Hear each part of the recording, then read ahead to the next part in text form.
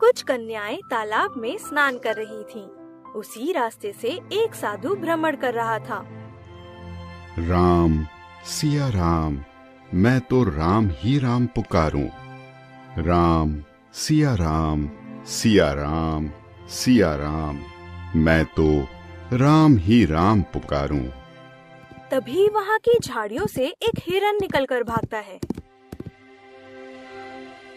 वो दोनों स्त्रियां अचानक पीछे पलटकर देखती हैं, तो उन्हें वहाँ सिर्फ झाड़ी हिलती हुई दिखाई देती है और उन दोनों कन्याओं को ये महसूस हुआ कि कोई उन्हें स्नान करते देख रहा है। सखी, मुझे लगता है झाड़ी के पीछे से कोई हमें छुप के देख रहा है। वो दोनों कन्याएं ये देखने तालाब से बाहर आती हैं कि कौन उन्हें स्नान करते देख रहा है। तब उन्होंने देखा कि एक साधु हाथ में लोटा लिए चला आ रहा है। सिया राम, मैं तो राम ही राम पुकारूं। राम सिया राम, सिया राम, सिया राम, मैं तो राम ही राम पुकारूं। तुम एक साधु के रूप में भेड़िए हो, भेड़िए। तुम हमें इन झाड़ियों से छुपकर स्नान करते देख रहे थे। तुमने हमारी पवित्रता को भंग किया है। हे पुत्रियों, मैंने ऐसा कुछ नहीं किया। मेरा विश्वास करो, मुझे तो ये भी ज्ञात नहीं कि यहाँ आप दोनों स्नान कर रही हो, अन्यथा मैं इधर से कभी ना आता। मेरा जल खत्म हो गया था, इस कारणवश मुझे यहाँ तालाब की ओर आना पड़ा। मैं तो प्रभु का भजन करते हुए ही चलता हूँ हमेशा, जिससे अनजाने में भी मुझसे कोई पाप न हो जाए। और तुम दोनों तो मेरी पुत्री तुल्य हो। बंद करो हमें पुत्री कहना। तुमने हमें निर्वस्त्र स्नान करते हुए देखा है और तुम्हें इसका दंड जरूर मिलना चाहिए। जाओ, मैं तुम्हें श्राप देती हूँ कि तुम एक हिरनी बनकर जंगल में निर्वस्त्र भटकोगे और अपने कुकर्म का फल भुगतोगे। तभी वो साधु एक हिरनी के रूप में परिवर्तित हो जाता है और जंगल में भटकने लगता है।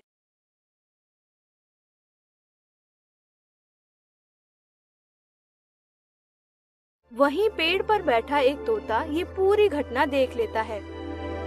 हे ऊपर वाले, ये तेरी कैसी लीला है?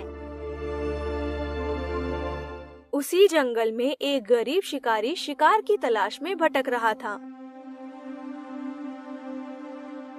हे भगवान, आज मुझे कोई शिकार क्यों नहीं मिल रहा? क्या आज भी मुझे भूखे पेट ही सोना पड़ेगा? चलो जंगल की दूसरी तरफ जाकर देखता हूँ, शायद वहाँ कोई बड़ा शिकार मिल जाए।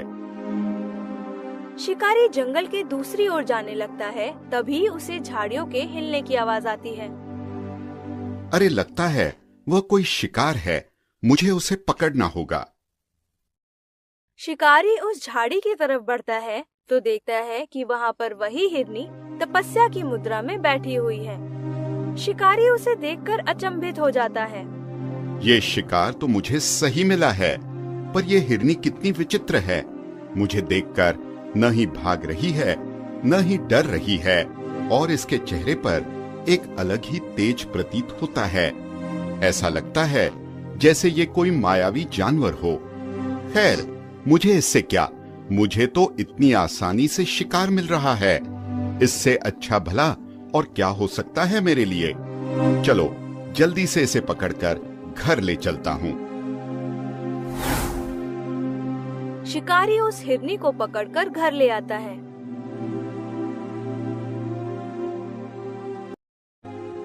अरे वाह, एजी तुम कितनी सुंदर हिरनी लाए हो। इसको देखकर तो लगता है जैसे ये कोई साधारण जानवर नहीं।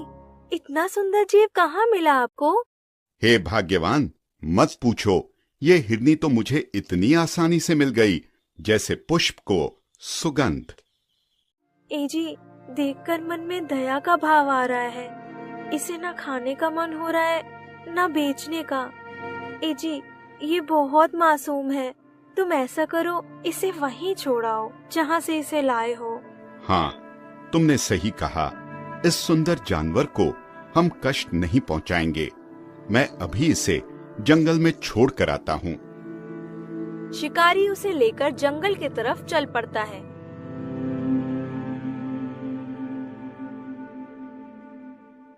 कुछ दूर चलने पर उसे एक पेड़ पर एक तोता बैठा दिखता है।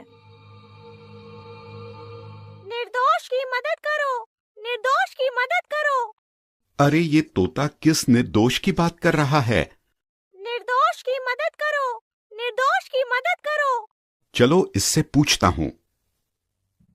शिकारी तोते के करीब जाने लगता है तो शिकारी को देखकर तोता डर के वहाँ से उड़कर ऊपर की टहनी पर बैठ जाता है। दुष्ट शिकारी, मुझे मत पकड़ो, दया का भाव दिखाओ और निर्दोष की मदद करो। दया का भाव दिखाओ और निर्दोष की मदद करो। ए तोते, मैं तुम्हें नुकसान नहीं पहुंचाऊंगा। इस मासूम हिरनी को देखकर मुझ में दया का भाव आ गया है। आज से मैं शिकार करना छोड़ रहा हूँ। तुम्हें मुझसे डरने की कोई जरूरत नहीं है। मेरे पास आओ और बताओ तुम्हें मदद की जरूरत क्यों है? जिस हिरनी को तुम यहाँ छोड़ने आए हो उसकी मदद करो। उस पर एक श्राप है, उसकी मदद करो। उस पर एक श्राप है। श्राप? कैसा श्राप? और तोता उसे उस दिन की कहानी बताता है। कुछ दिनों पहले की बात है।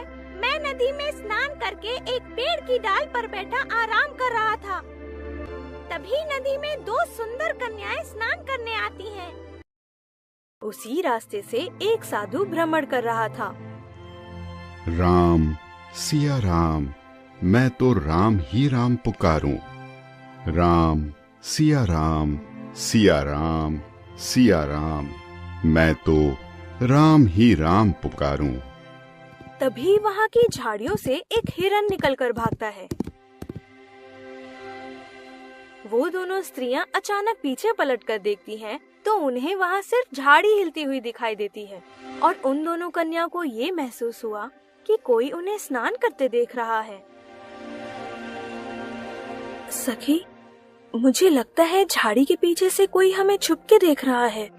वो दोनों कन्याएं ये देखने तालाब से बाहर आती हैं कि कौन उन्हें स्नान करते देख रहा है।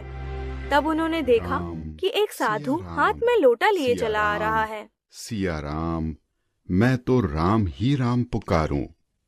राम, सिया राम, सिया राम, सिया राम, मैं तो राम ही राम पुकारूं। तुम एक साधु के रूप में भेड़िए हो, भेड़िए।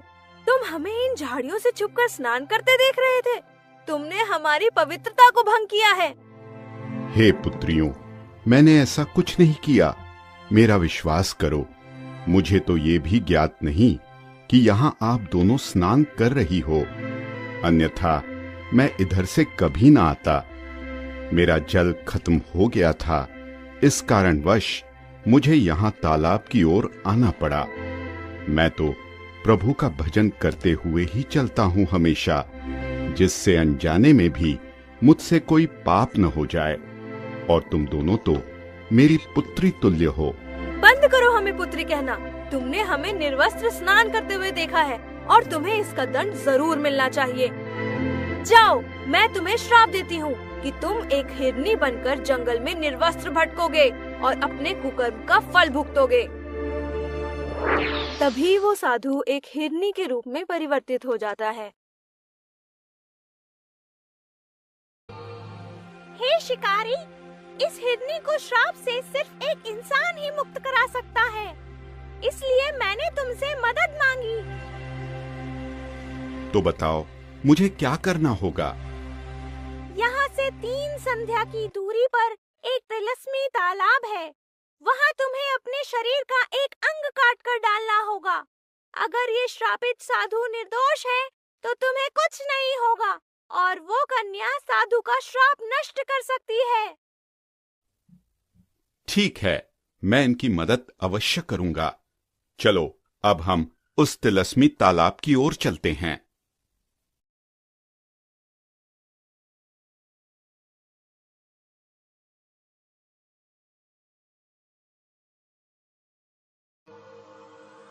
बस भाई, ये वही तिलस्मी तालाब है जहाँ इस साधु को तुम्हें मुक्ति दिलवानी होगी।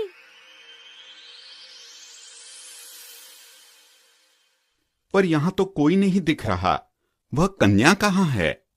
रुको, मुझे पता है उसे कैसे बुलाना है। परी परीक्षा की घड़ी आ गई है, तुम्हें आना होगा। कन्या, परीक्षा की घड़ी आ गई है, तुम्हें आना होगा। तभी वो कन्या वहाँ प्रकट हो जाती है।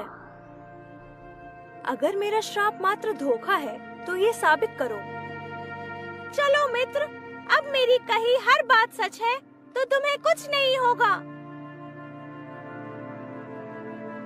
शिकारी अपने शरीर का एक अंग काटकर उसे तालाब में फेंक देता है।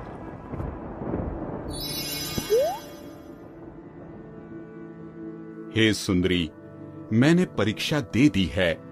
अगर ये साधु निर्दोष है तो इसे मुक्त करो।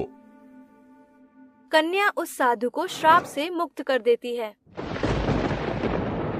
हे साधु महाराज, मुझसे अनजाने में बहुत बड़ी गलती हो गई है। अगर मैं क्षमा के लायक हूँ तो कृपया करके मुझे क्षमा करें। हे युवक, इस युग में तुमसे बड़ा दयावान मैंने आज तक नहीं देखा।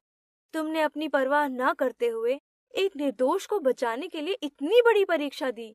इसके लिए मैं तुम्हें एक जादुई चक्की देती हूँ, जिससे तुम्हें कभी निर्दोष जीवों को मारने की आवश्यकता नहीं पड़ेगी।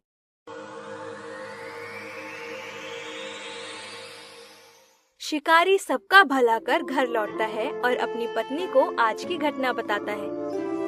पत्नी ये सब सुनकर बहुत प्रसन्न हुई और तोते को उसने पुत्र के रूप में अपना लिया।